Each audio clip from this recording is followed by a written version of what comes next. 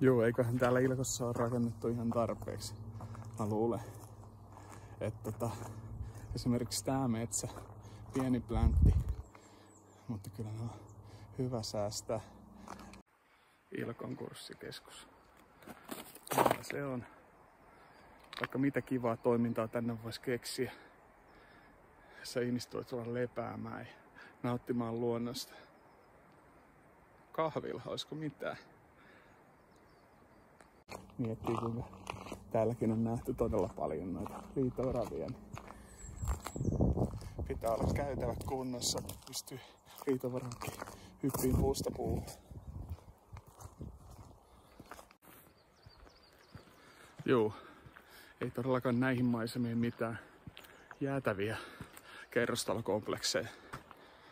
Pidetään nämä kuntalaisille tää paikka avoimena ja voi Tampereeltakin ihmiset tulee ihmettelemään näitä älyttömän upeita maisemia, mitä täällä on, ja tätä luonnonrauhaa.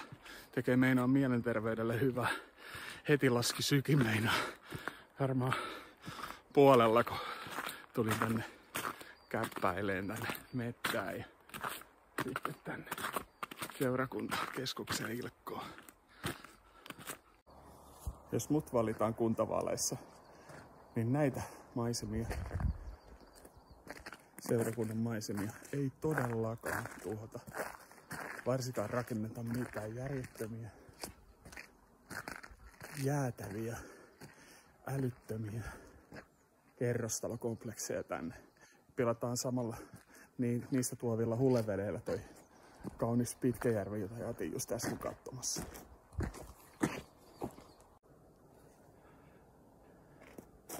Ihan kylmät väreet menee, kun katselee näitä maisemia.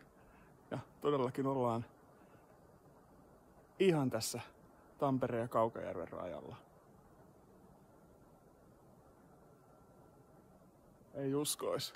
3 kilsaa maks Tampereen rajalla. Tämmöiset maisemat.